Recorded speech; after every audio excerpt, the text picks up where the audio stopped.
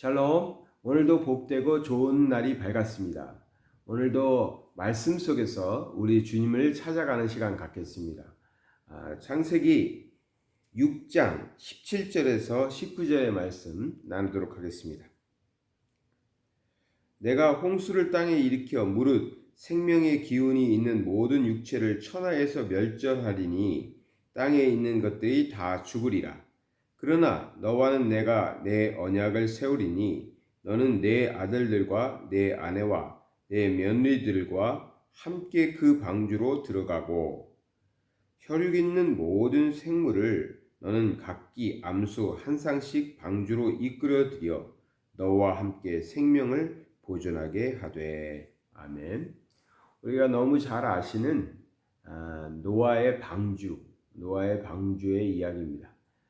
근데 항상 저도 어렸을 때부터 주일학교 때 이제 배우기를 노아의 방주라고 이제 제목을 붙여서 이 이야기를 들어왔었는데, 묵상을 하면서 보니까 노아의 방주가 아니구나. 이 노아의 방주라고 하는 것은 좀 이해하기 쉽게 하기 위해서 말하는 것이고, 이 방주는 하나님의 계획이셨고 하나님의 방식이었고 하나님께서 이루어신 것이다. 그래서 사실 이 방주는 하나님의 방주, 하나님이 준비하신 방주, 이렇게 하는 것이 맞는데, 우리 사람들이 이해하기 쉽게 노아가 만들었다 해서 노아의 방주 이렇게 많이 얘기하죠.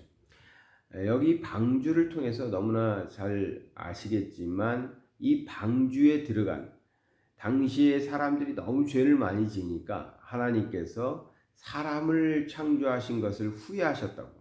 하나님께서 일을 하셨는데 하나님께서 하신 일을 후회하셨다. 여기 볼까요? 5절에서 6장 5절에서 8절까지에 보면 여호와께서 사람의 죄악이 세상에 가득함과 그의 마음으로 생각하는 모든 계획이 항상 악할 뿐임을 보시고 땅 위에 사람 지으셨음을 한탄하사 마음에 근심하시고. 한탄하셨다는 거예요. 뭐 후회라고는 아니네요. 후회는 아니지만 한탄하셨다. 이르시되 내가 창조한 사람을 내가 지면에서 쓸어버리되 사람으로부터 가축과 기는 것과 공중의 새까지 그리하리니 이는 내가 그것들을 지었음을 한탄함이니라 하시니라. 하나님께서 사람들이 죄진 것을 보시고 하나님께서 창조하신 것을 한탄하셨다. 이렇게 표현되어 있어요. 오죽하면 이런 표현을 하셨을까? 사람들이 정말 죄를 많이 졌나 봐요. 그런데 요즘에 우리가 말하죠. 노아의 때보다도 요즘 시대가 더 하나님의 뜻을 많이 거스리는 시대가 되었다라는 말을 많이 합니다. 어찌됐든 세상이 죄악으로 관영하니까 하나님께서는 멸하기로 결정하셨어요. 세상을 멸망시키려고 하신 거죠. 그런데 하나님께서 다 이제 죽게 하시는 그 가운데에서 어떻게 했죠? 노아와 노아의 가족을 통해서 방주를 만들게 하고 그 방주에 들어가는 노아와 노아의 가족 그리고 가축들은 살려주셨어요. 그래서 이제 노아가 방주를 하나님의 방식으로 하나님이 말씀하신 그대로 다 준행하였더라 했거든요. 그러니까 노아가 열심히 이 아들들과 만들었어요. 근데 짧은 시간은 아니었을 거예요. 큰 방주를 그 가족 넷이서 만들었으니까. 그런데 방주를 만드는 동안에 방주를 산 위에다 만든다고 동네 사람들이 얼마나 조롱했겠어요. 정신 나가가지고 이상한 짓을 저렇게 한다고. 아니 바닷가에서 만들면 또 이해라도 할 텐데 말이에요. 그렇게 이제 조롱을 당하면서도 하나님의 말씀에 순종하여 방주를 만들었죠. 그리고 그 방주에 들어간 노아와 노아의 가족들 또 그리고 많은 짐승들은 대홍수가 났잖아요. 40일 동안 그냥 밤낮 없이 비가 온 거죠.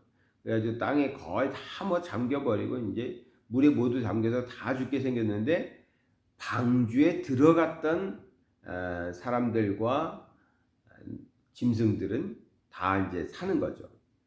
그것이 이제 방주를 통해서 인류를 하나님께서 그 물의 홍수의 심판 속에서도 구원해 주시는 그 모습들을 우리가 알 수 있죠. 그런데 그러한 모습을 보면서 다 죄로 인해서 죽게 되고 멸망하게 되는 사이에도 방주에 들어갔던 사람들은 살았다. 방주에 들어가면 산다. 이것이 무엇을 지금 보여주고 있습니까? 예.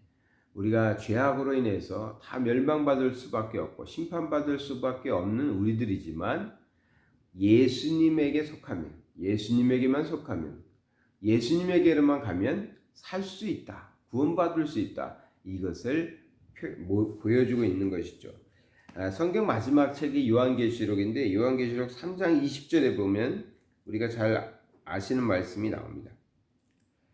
볼지어다 내가 문 밖에 서서 두드리노니 누구든지 내 음성을 듣고 문을 열면 내가 그에게로 들어가 그와 더불어 먹고 그는 나로 더불어 먹으리라. 문 얘기가 나옵니다. 예수님께서 하신 말씀인데 내가 문 밖에서 두드리고 있다. 그러니 문을 열어서 내가 들어가면 그 집은 나와 함께 하기 때문에 그는 나로 더불어 먹고 나는 그와 더불어 먹으리라. 즉 구원받는다는 거죠. 예수님을 영접하고 예수님께 속한 자들은 구원받을 수 있는 것이죠. 그것이 이제 우리가 예수 그리스도를 통한 구원받는 우리 기독교 신앙 아니겠습니까?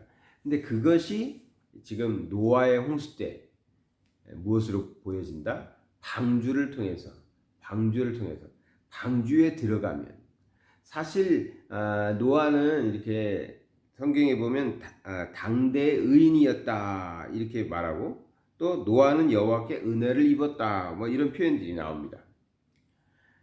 또 마지막 22절 같은 데서는 노아는 하나님의 말씀을 그대로 다 준행했다. 그러니까 말씀을 다 따랐다 이런 표현들이 나와요. 그렇지만 노아의 가족들의 이야기는 안 나와요. 노아의 가족들의 신앙은 어쨌다. 자녀들이 믿음이 좋았다. 뭐 이런 얘기가 방주를 만드는 다이에는 하나도 안 나와요. 노아의 신앙만 얘기해요. 그리고 노아가 가족들과 방주를 만들었어요. 근데 방주에 들어가면 살았고 방주에 들어가지 않은 사람은 다 죽었다라는 것이죠.